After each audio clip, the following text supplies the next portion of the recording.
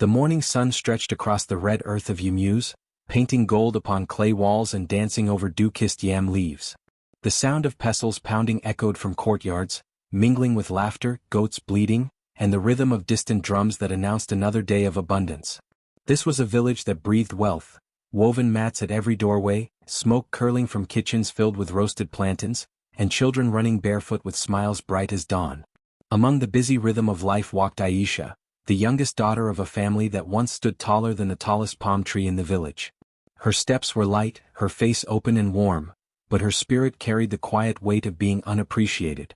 Her dress was simple, a pale wrapper faded from too much washing, yet she wore it with grace that no fine fabric could outshine. As she walked to the well, she greeted everyone with a soft nduo, bowing slightly to elders, smiling at children. Her heart was known, too kind, too humble, too different from the people she called family. Her father, Chief Duro, was a man who once traded in cocoa and palm oil, proud and boastful. He spoke with the tone of one who believed the world revolved around his name. Her mother, Irene, was elegant but sharp-tongued, the kind of woman whose praise could turn to insult in the same breath. Her elder brother and sister mirrored them, often mocking Aisha for her simple ways. To them, wealth meant power and kindness was weakness. That morning, as Aisha returned from the well balancing her pot, she paused by a mango tree to share her water with a thirsty traveler, a poor farmer from the outskirts. He thanked her, his voice trembling, and blessed her softly, "Child, may your kindness open doors your family cannot close." Aisha smiled, not knowing that those words would echo through her destiny. When she entered her family's courtyard, her mother was already shouting orders at the servants. "Aisha, you're late again. You walk as if the sun waits for you." The others laughed. Her father, reclining in his carved chair, waved his hand lazily. "Let her be, Irene. She has no ambition. Maybe one day she'll marry a fisherman and fetch water forever." Their laughter filled the air like smoke, thick and choking. Aisha bowed slightly, whispering, "Good morning, Papa," and slipped quietly into the kitchen. The clay pot still cool in her hands, she stared at her reflection in the water, calm, gentle, unbroken. She whispered to herself, "It's better to fetch water with peace than drink wine with pride."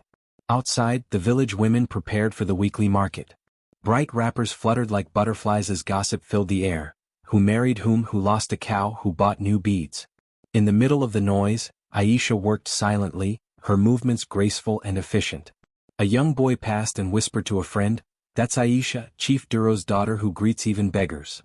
The other boy laughed. A rich man's child behaving like a servant.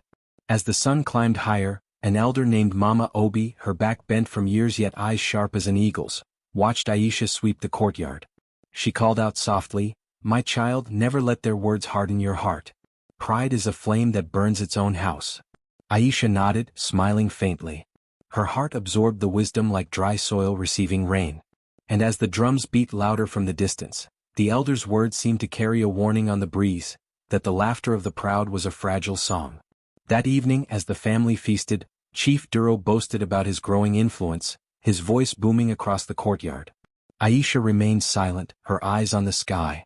She didn't know why, but something inside her whispered that the peace of this house was only pretending. The last sound before nightfall was not laughter, but Mama Obi's quiet voice outside the gate, murmuring, "When wealth forgets mercy, even a river of gold will one day run dry." The next morning dawned with the smell of roasted maize drifting across Yumuz. The marketplace stirred awake, traders setting up their stalls, mothers calling to their children, and laughter spilling like sunlight over the red earth. In the heart of it all, Aisha walked with her woven basket, the hem of her wrapper brushing against the dust. She carried cassava bread to sell for her mother, though she knew she'd see little gratitude for it. Her eyes, soft and curious, caught sight of an old beggar sitting by the roadside near the well. His clothes hung like torn rags on his thin frame, and his hands trembled as he reached for a half-eaten fruit on the ground. The world moved past him. No one saw, or if they did, they looked away. Aisha stopped. She walked over, knelt beside him, and placed a piece of her bread in his palm. "Eat, Baba," she said softly. "The sun is strong and you've been forgotten too long." The old man looked up, his eyes watery yet shining with gratitude. "You give me food when your family dines on pride," he whispered. "You have a heart that will never beg no matter how empty your hands." He lifted a trembling hand and blessed her. "May your kindness feed you when the world turns its back." Aisha smiled, bowing her head slightly. I don't give for blessings, Baba. I give because it's right. But the moment didn't go unseen. Her elder sister, Ngozi, had followed her to the market and stood watching from a distance. When Aisha returned home, the fire was already lit, not in the hearth but in her mother's eyes. So, you feed beggars now? Irene's voice was sharp enough to cut through bone. Do you want the spirits of the poor to follow us home? Aisha froze. Mama, he was hungry. I only... Before she could finish, her mother struck her cheek with the back of her hand. Silence. Do you think our name is for pity? Do you want the villagers to say the daughter of Chief Duro eats with beggars? From the veranda, Chief Duro chuckled, swirling palm wine in his cup. Let her be, Irene. Maybe she's preparing herself for the life of servants. She'll make a good beggar one day, kind-hearted and foolish. Their laughter rang cruel and hollow. Aisha lowered her head, tears stinging but pride keeping them from falling. Her hands trembled, not from fear but from sorrow. Sorrow for a house that had forgotten humanity. That night, as the others feasted, she ate alone by the cooking fire, her meal small but her thoughts vast. Her grandmother's words echoed in her mind, kindness is a seed. It may fall into dust, but it will find water one day. Outside, the wind carried whispers from the market, the beggar's blessing spreading like rumor. The kind girl of Chief Duro's house, some said. The one who shares food with those who have none. Others laughed, calling her foolish. But among the old and weary, her name began to mean hope. One evening, Aisha walked to fetch water again. The sun was dipping low and its light kissed the surface of the well. She leaned over, looking at her reflection, the same gentle face now marked by quiet strength. Let them laugh, she whispered to her reflection. Even laughter has its day to weep. Then she heard the voice of Mama Obi, the old widow who often sat outside her hut. Child, she called, her tone warm and heavy with meaning, I saw what you did for that beggar. Never hide your goodness. A heart that shines cannot be hidden by shadow. Aisha smiled, nodding respectfully.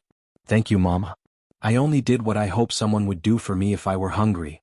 The elder's gaze softened. Then may you never know hunger again, not of food, not of love, not of kindness. The moon rose slow and full, silvering the village roofs.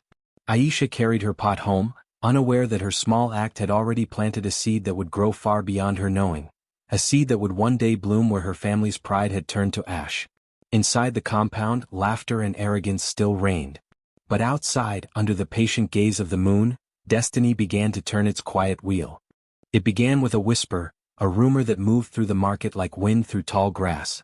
At first, no one paid it much attention, but whispers have a way of becoming storms when truth hides behind pride.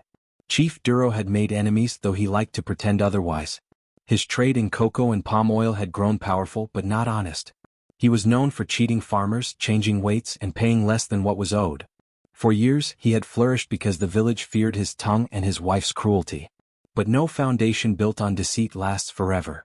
One afternoon, as the sun sat heavy over the market, word arrived that Chief Duro's latest shipment, crates of palm oil meant for the coastal traders, had sunk in the river. Men who carried the goods swore they saw lightning strike the boat though the sky had been clear. The villagers murmured, the ancestors have taken back what was stolen. By evening, Chief Duro's name no longer carried respect but suspicion. Merchants refused to trade with him, and customers turned away from his stall. His workers began to quit one by one, claiming the household was cursed. The once bustling compound fell silent, and the air that used to carry laughter and music now carried unease. Inside the home, tension grew thick like smoke. Irene's sharp voice no longer commanded servants. There were none left. Her golden wrappers, once symbols of pride, now looked heavy and useless. She paced the courtyard muttering to herself, this cannot be happening. We are Duro's family. The gods cannot forsake us. Aisha watched in silence, her hands busy pounding yam though her heart trembled. She wanted to help, to speak words of comfort, but she knew her mother would spit her kindness back like poison. Days turned to weeks and debt collectors came knocking. They stood tall at the gate, their faces hard. Chief Duro, they demanded, the gold you promised, where is it? Duro, once loud and commanding, now stumbled over his words. It's coming, just a delay, but his lies had run out of breath. The family began selling their belongings. First went the brass gong, then the carved chairs, then the cows. Soon the compound looked bare, its echo loud with shame. Villagers who once bowed when Duro passed now whispered behind his back. Children mocked from afar, see the rich man with no meat in his pot. Through all of it, Aisha remained gentle, still rising before dawn to fetch water and cook what little food was left. She shared what remained with her younger siblings, though they sneered and accused her of bad luck. Her mother began to say it aloud, that Aisha's softness had cursed their home. One night, as rain clouds gathered, Irene cornered her daughter in the courtyard. Her face was wet, not from rain but from anger. "You brought this on us," she screamed. "You and your cursed kindness. You feed beggars and now we are the beggars." Aisha's voice was soft but steady. "Mama, I only gave to one who was hungry. How could that bring ruin?" Irene raised her hand as if to strike her again but stopped mid-air. Thunder cracked above them, fierce and deep, shaking the earth. The first drops of rain fell, heavy and cold. Chief Duro stumbled from the doorway, his once proud body weakened by sickness and shame. "Enough," he shouted, his voice breaking. "Let the girl be. The gods have chosen who they'll punish and it is me." He turned away, coughing, his shadow small under the lightning. The rain fell harder, washing the red dust from the ground, turning it to mud. Aisha stood there, soaked, her wrapper clinging to her skin, her heart pounding like the drums of judgment. She didn't move when her mother shouted for her to come inside. She felt something breaking, not in her but around her. That night, while the storm raged, Duro's last partner came to the door demanding money. When he was told there was none, he spat on the ground and cursed, "May your name be forgotten before the cock crows." By dawn, Chief Duro was gone. Whether from fever or despair no one knew. The house fell silent. Irene wailed, tearing her clothes, cursing fate, cursing the gods, even cursing Aisha. You brought this," she screamed, grabbing her by the arm. "Leave this house before the curse finishes us all. Leave and never return." Aisha stared at her mother, eyes wide, tears mixing with rain. "Mama, please. I have nowhere to go." But her mother's eyes were made of stone. She grabbed Aisha's bundle, threw it into the mud and shouted, "Let the street feed you. You love beggars, go and live among them." Aisha bent down, trembling hands lifting her soaked clothes from the mud. Her heart felt like glass shattering silently inside her chest. The neighbors watched from their doorways, some pitying, most silent. As she stepped through the gate, thunder rolled once more, and the wind whipped through the empty compound. The same beggar she had once fed appeared faintly under the trees, watching her go. He whispered into the wind, "Even the rain will remember your kindness, child." And as she disappeared into the storm, the house that had once been filled with laughter now echoed only with the cries of pride turned to dust. The rain didn't stop that night. It fell like the heavens themselves were weeping for her. Aisha walked barefoot through the darkened paths of Yumuz, her clothes soaked, her bundle clutched tightly against her chest.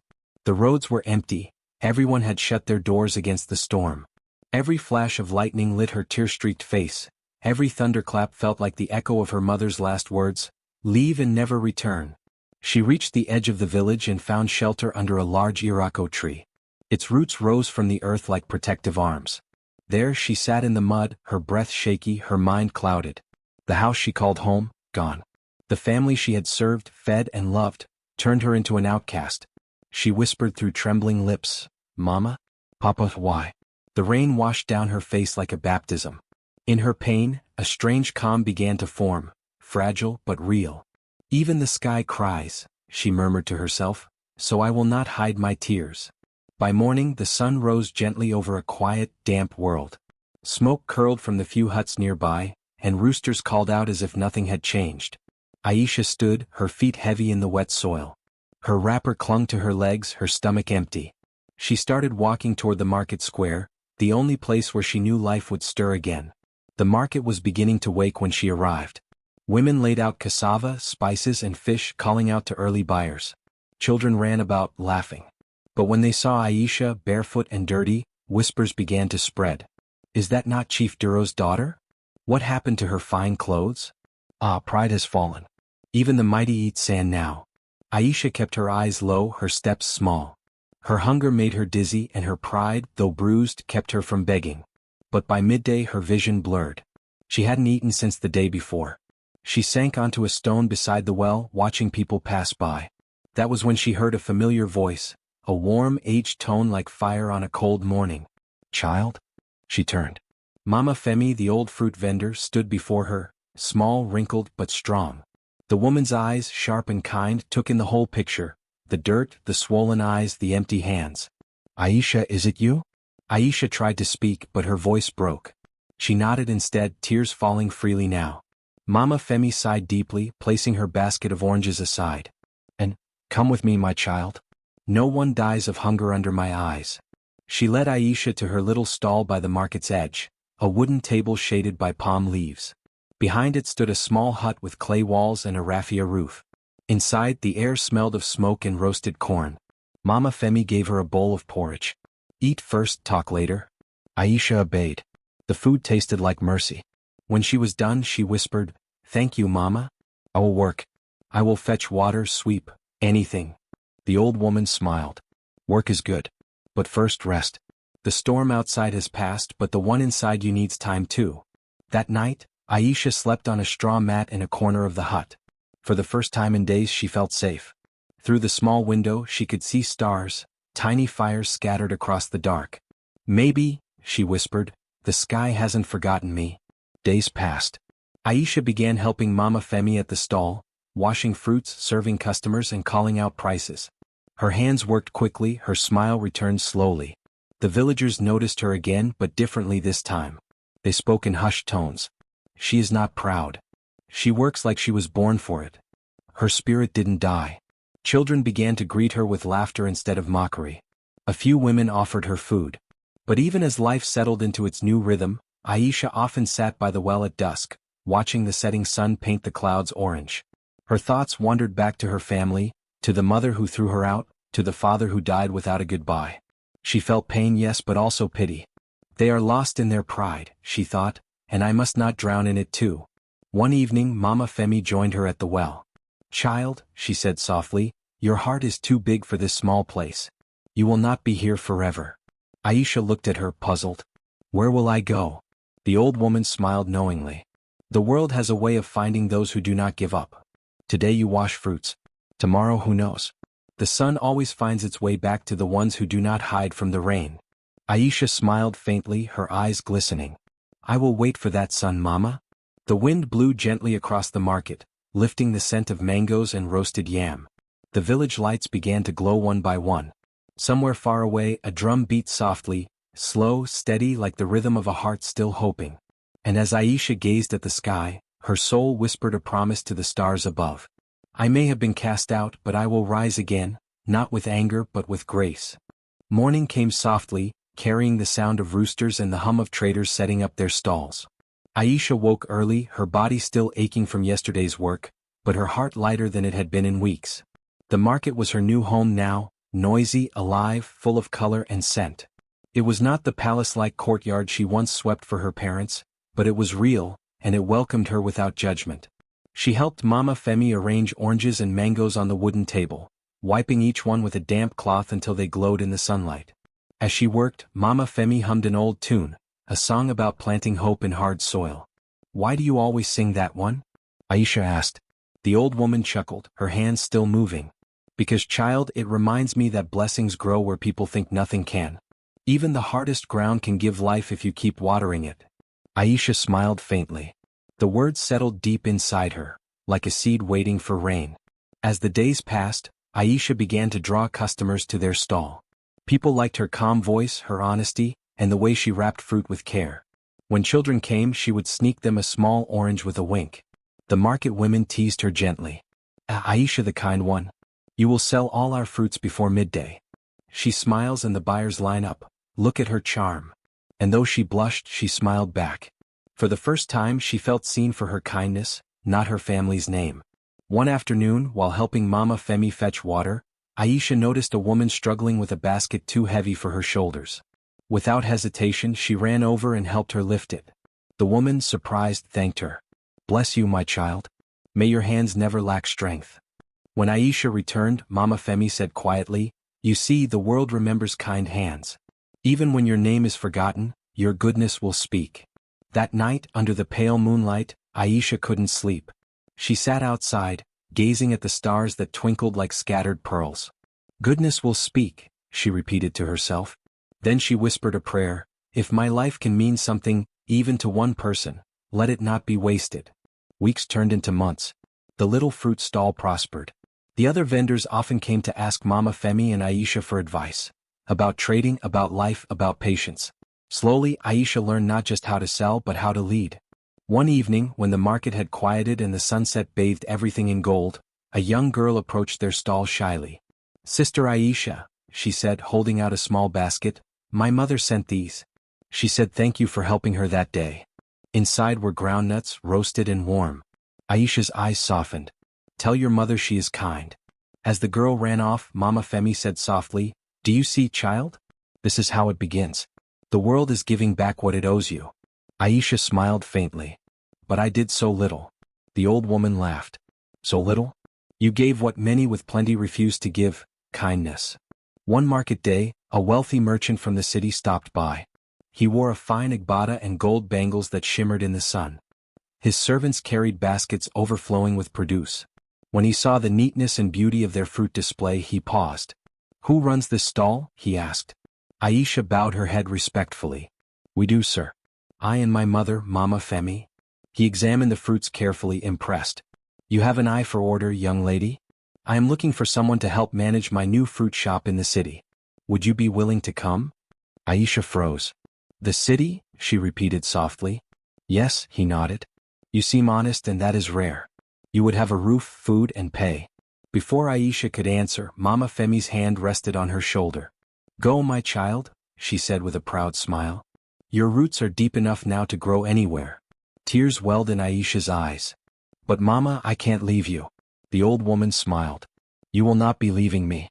You'll be carrying me with you, in your heart and in your work." Aisha knelt and held her hand. "I will never forget you. And I will never stop blessing you," Mama Femi whispered, brushing her tears away.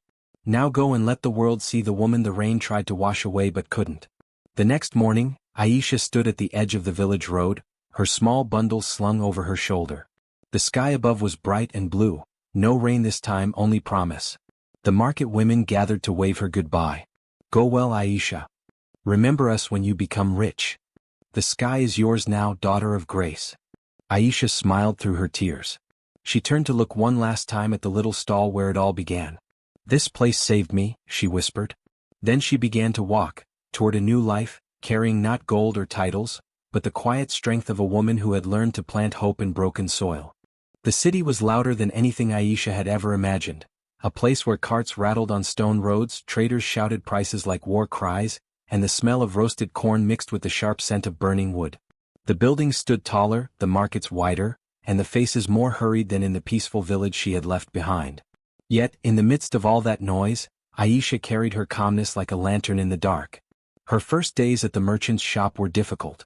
The other workers mocked her simplicity. "Look at the village girl," one of them sneered. "She probably thinks selling fruit in the city is like singing at the market." Another laughed, "Her hands look too soft to count coins." But Aisha said nothing. She only bowed politely, her heart whispering the words Mama Femi once told her, "Plant kindness even where the ground looks dry." She worked with quiet focus.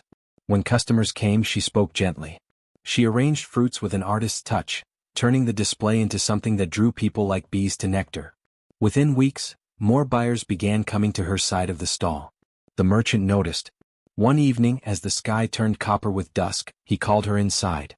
"Aisha," he said, "the shop has never sold this well. People trust you. They say your eyes tell no lies."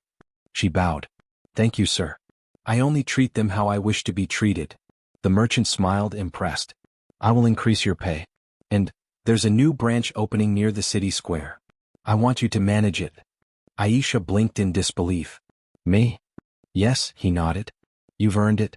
I don't reward talk, I reward honesty and hard work." Tears pricked her eyes as she murmured, "Thank you, sir. I will not fail you." Months passed.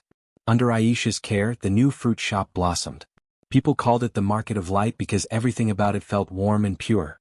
Her fruits were always fresh, her scales always balanced, and her smile never faded. Soon, other merchants came to learn from her. They wanted to know her secret, how a girl with no wealth, no family name, had built such respect.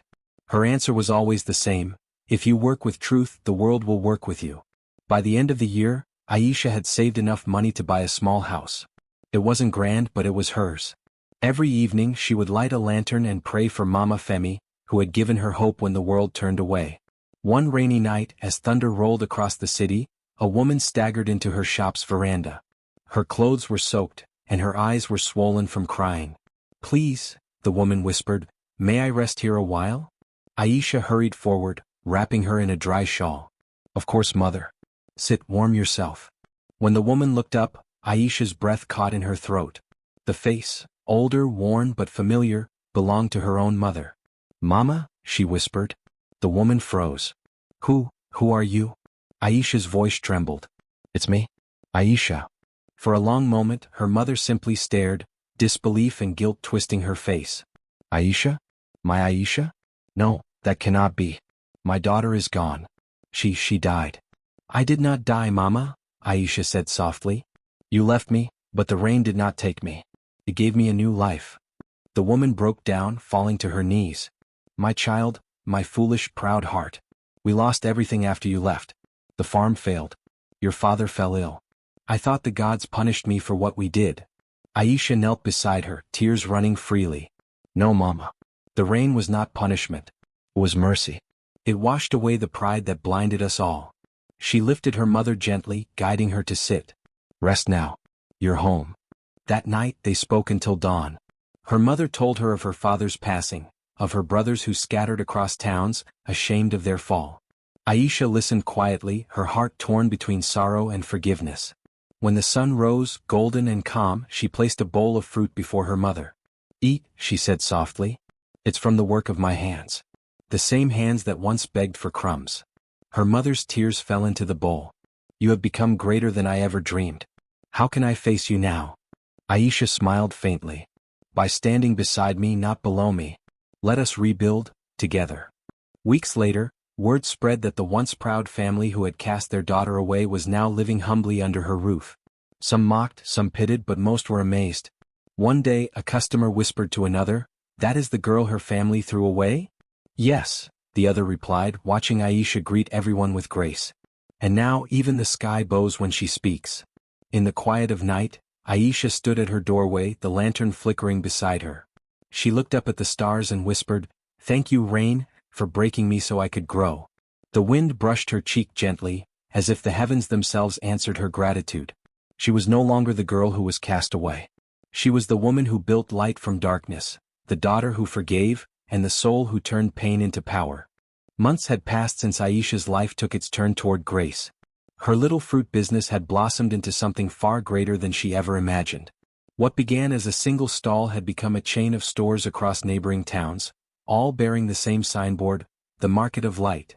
It wasn't just a name anymore, it was a symbol of hope. Her honesty had drawn traders, her kindness had built loyalty, and her story, though known only in whispers, had become legend. One morning, while she was arranging mangoes in neat rows, a familiar voice called softly from the doorway. "Aisha, child of my heart." She turned and gasped. It was Mama Femi, older now, her steps slower but her spirit still bright.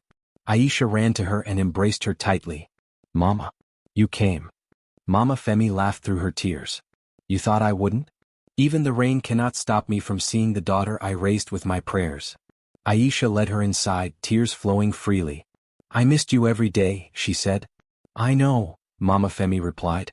"But I see now, the seed I planted has grown into a tree that shades others. The world speaks your name, Aisha.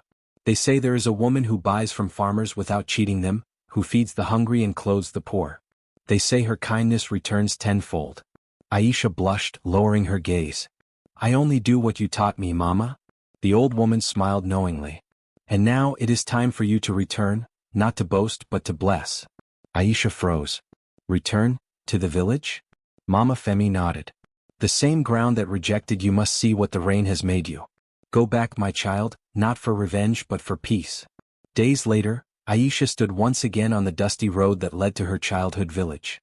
Her mother walked beside her, carrying a small basket of fruits, and behind them came 2 carts filled with supplies, grains, cloth, medicines, all gifts for the villagers. The sun blazed overhead, but Aisha felt no fear. Only a quiet strength. As they entered the village, whispers rose like the rustle of dry leaves. "Is that not Aisha? The one they cast away? She looks different, richer, happier." Children ran ahead, pointing and shouting. "Mama, come see. The fruit seller from the city has come."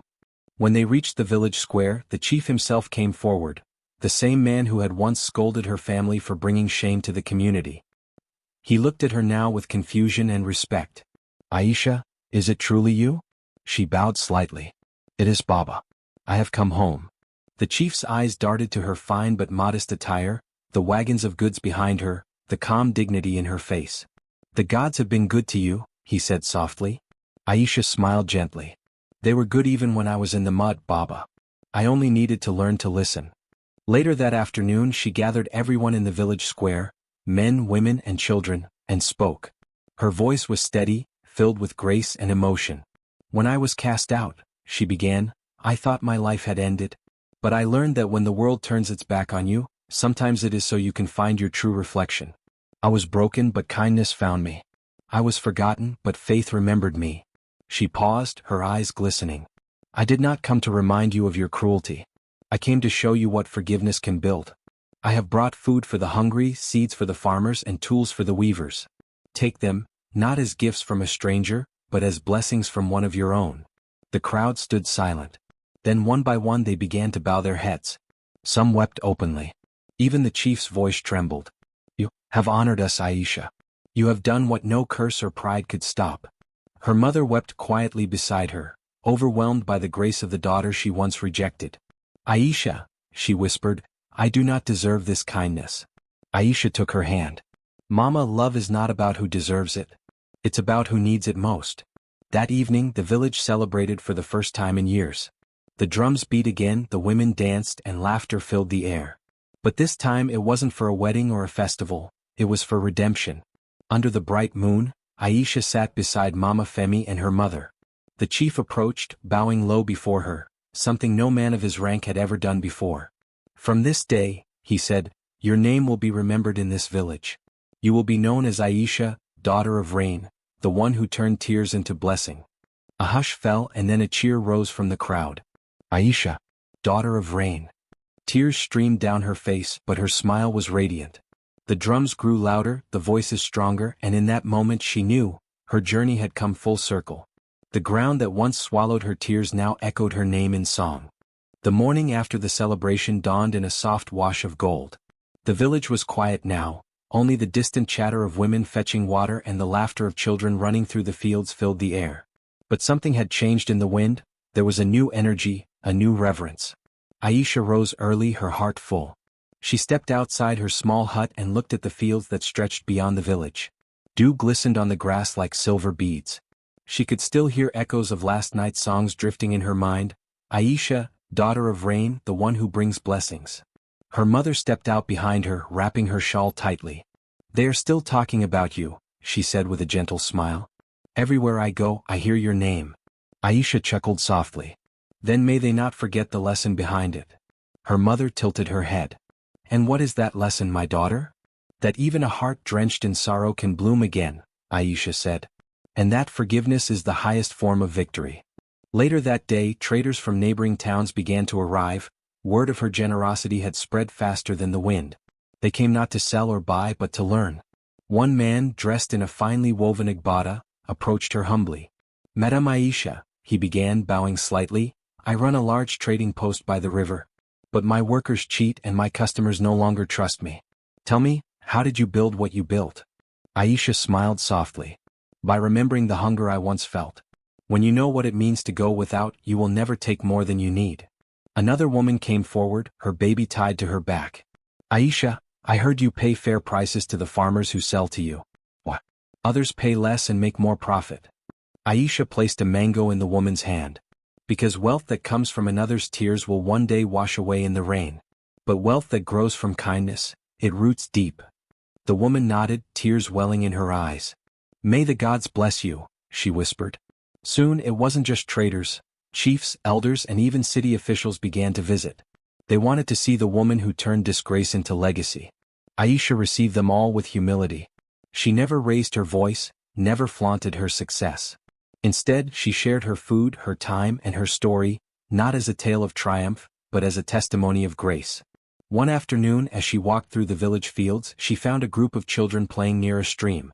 They were building small clay huts, laughing and singing. When they saw her, they jumped up excitedly. "Auntie Aisha," they called. "Come see what we made." She knelt beside them, smiling. "Show me, my little builders." They pointed proudly at their tiny huts. "We made your market. This one is where the fruits go, and this one is where people say sorry." Aisha laughed gently, her heart melting. "Where people say sorry?" "Yes," one of the girls said, serious and bright-eyed. "Because Mama said that's what you taught everyone, that when you say sorry, good things start to grow." Aisha's eyes shimmered. She reached out and touched the child's cheek. "You are wise, little one. Never forget that." As dusk fell that evening, the sky turned a brilliant shade of crimson, as if the heavens themselves were painting her story in light. The chief came to visit her once more. He carried with him a small clay pot filled with seeds. "Aisha," he said solemnly, "these are from the village elders. We wish for you to plant them here on the land where you once wept. Let them grow as a reminder that even the soil remembers those who forgive." Aisha accepted the pot reverently. "Thank you, Baba. I will plant them tomorrow at dawn." The next morning she walked barefoot to the edge of the village, the same path she had taken the day she was cast out years ago. Her mother, Mama Femi, and a few villagers followed quietly. The air was still and sacred. Kneeling, she pressed her fingers into the earth. The soil was soft, cool, it yielded to her touch like an old friend welcoming her home. She whispered, "May these seeds grow not for me, but for those who need to remember that the rain does not destroy, it renews." She covered the seeds gently and stood. The others bowed their heads. Mama Femi's voice trembled with pride. "You have done what even kings could not do. You turned pain into blessing and shame into soil that feeds others." Days turned into weeks and the seeds sprouted, small green shoots that danced in the wind. People began calling the patch of land the field of forgiveness. Travelers came to see it, and those burdened by guilt or loss would sit there in silence, feeling the peace that seemed to rise from the very ground. Soon songs were written about her. Drummers composed rhythms in her honor. Griots told her story at markets and festivals. Everywhere across the region, her name became a symbol of quiet strength. Aisha, daughter of rain. But through it all she remained the same. Humble, grateful, calm. One evening, when the stars shimmered brightly and fireflies floated in the grass, Aisha sat under the same mango tree where she once cried as a child. She smiled faintly, whispering to the wind, "Now I know, even the storm was never my enemy. It was my teacher." And somewhere in the distance, thunder rumbled softly, not in anger but in applause. Seasons passed, and the village of Udu grew into a place whispered about far and wide, a village where forgiveness bloomed, where no one went hungry, and where a woman's name carried the power to calm disputes. Aisha's markets flourished. Her people prospered. Children sang songs of rain and kindness, and even strangers who once came to trade stayed to build homes. But peace never walks alone. Where light grows, shadows test its strength. One evening, as Aisha returned from the market, she noticed a commotion near the edge of the village. Dust rose from the road, and murmurs rippled through the crowd like uneasy wind. Then she saw them. A group of weary travelers stood at the entrance, faces thin, clothes torn, eyes hollow from hunger. Their leader was an older man leaning on a staff, his hands trembling. Behind him was a woman clutching her chest in exhaustion, and two younger men supporting her. Aisha froze. Her breath caught in her throat. Even through the dust and years she knew those faces. It was her family. The very ones who had once cast her out. Her father, her stepmother, her half-brothers. The ones who had watched her beg in the dirt, who had taken everything from her and called her cursed. Now they stood before her, broken and humbled. The villagers turned to Aisha, unsure what to do. Whispers spread. "That's her family. They must have come to beg for food. After all they did?" Aisha's heart pounded.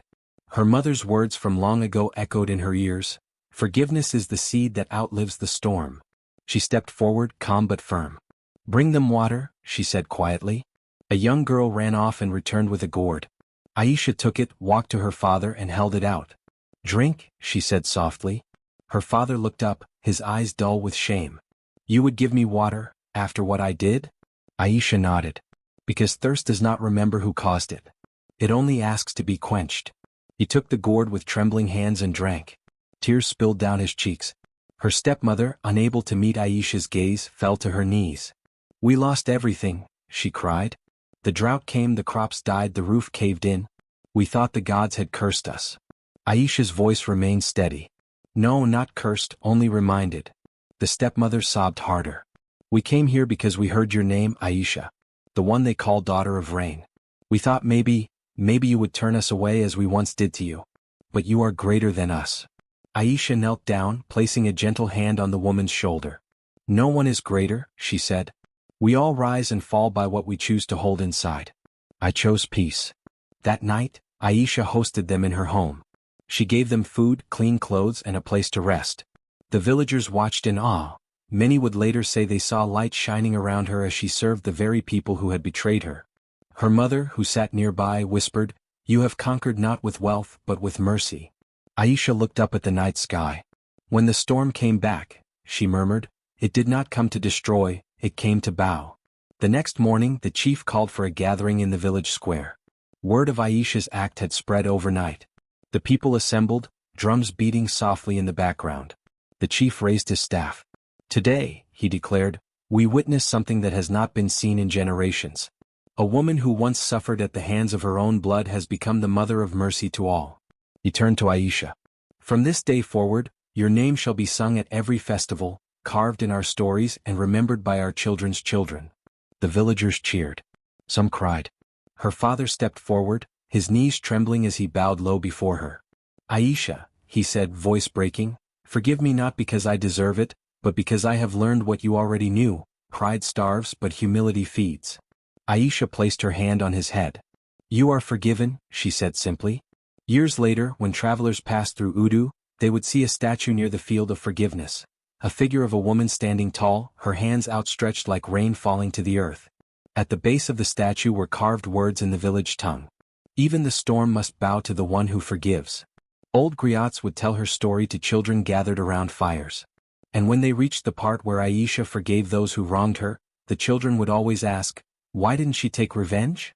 And the griots would smile and say, "Because revenge feeds for a day, but forgiveness feeds for generations." That night, as Aisha watched the rain fall softly over her fields, she felt peace settle deep in her bones. Her mother sat beside her, their fingers entwined. "You have done all the gods ever asked of a soul," her mother whispered. Aisha smiled faintly. "Then may my story remind others that storms don't come to break us. They come to teach us how to stand."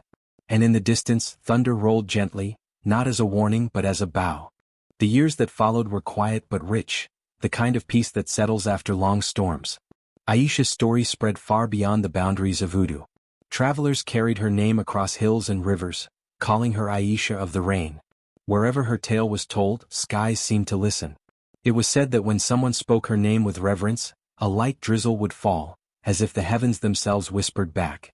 One dawn, when the first rays of sun touched the thatched roofs, the village awoke to a strange stillness. The birds did not sing, the air hung heavy, and the clouds stood pale and motionless. Inside her home, Aisha sat by the window, a shawl wrapped around her shoulders. Her once black hair had turned silver like moonlight, but her eyes still carried the same calm glow, the peace of a woman who had walked through fire and come out as water. Her mother, now old and frail, lay resting nearby. "The sky is waiting," she murmured softly, watching Aisha with knowing eyes. Aisha smiled faintly. "It has waited before. It will rain when it is time." Outside, children played in the courtyard, laughing as they filled jars at the well. Life had become gentle again, crops thrived, families healed, and no one went hungry. The once cruel stepmother now taught young girls how to weave. Her father spent his days tending the fields with quiet gratitude. Udu was no longer a village of hunger and envy. It was a home reborn. That afternoon, the chief called for another gathering, this time not to honor wealth or victory, but to remember peace. The villagers assembled beneath the mango trees, just as they had years ago when Aisha first forgave her family. She stood at the center, wrapped in a white cloth, her silver hair glinting softly. "My people," she began, her voice steady, "storms will always come, in our homes, in our hearts, in our land. But the gods do not send storms to destroy. They send them to remind us who we are." She turned toward the younger ones. "You are the keepers of this peace now. Guard it as you would guard a flame in the wind." The villagers nodded, their faces solemn. The chief stepped forward, lifting a carved wooden bowl filled with rainwater, the same bowl Aisha had once used to give her father water. He held it high. "Today we give thanks to the one whose forgiveness became our blessing." He poured the water gently over the earth. "May the soil remember her kindness." Aisha smiled, her eyes misting. "No soil forgets kindness," she whispered. That night, thunder rumbled faintly in the distance. The wind shifted, cool and soft. Aisha stood outside her home, gazing at the horizon. Her mother's frail voice came from within, calling, "It's raining, isn't it?" Aisha smiled through tears. "Yes, Mama. It's raining." She stepped into the open, arms lifted as the first drops began to fall, slow, shimmering, deliberate. Each drop kissed her skin like memory returning home. The villagers emerged, laughing, cheering, dancing barefoot in the mud. The rain grew stronger, swirling in silver sheets, soaking the earth, washing away the dust of years. Then, suddenly, lightning struck the sky, bright and blinding, followed by a deep roll of thunder that seemed to speak. And in that light, the people swore they saw her, Aisha, radiant and still, her figure dissolving into the mist as if the rain itself had claimed her. When the storm passed, the dawn came golden and calm. But Aisha was gone. In her place, near the edge of the field, stood a new spring, fresh, clear, eternal. The villagers gathered around it in awe. It bubbled gently, reflecting the morning sun. They named it, the Mother's Spring. And when travelers came and asked about it, the villagers would say, "This is where Aisha became the rain." Years later, children played around the spring, splashing water on each other and laughing. Their parents told them stories. How she forgave when others would have destroyed. How she built peace where there was shame. How she became rain, not in death but in remembrance. And when those children grew up, they too told the story, passing her name from tongue to tongue, heart to heart. Aisha of the Rain. The woman who taught a village that storms do not end lives, they cleanse them.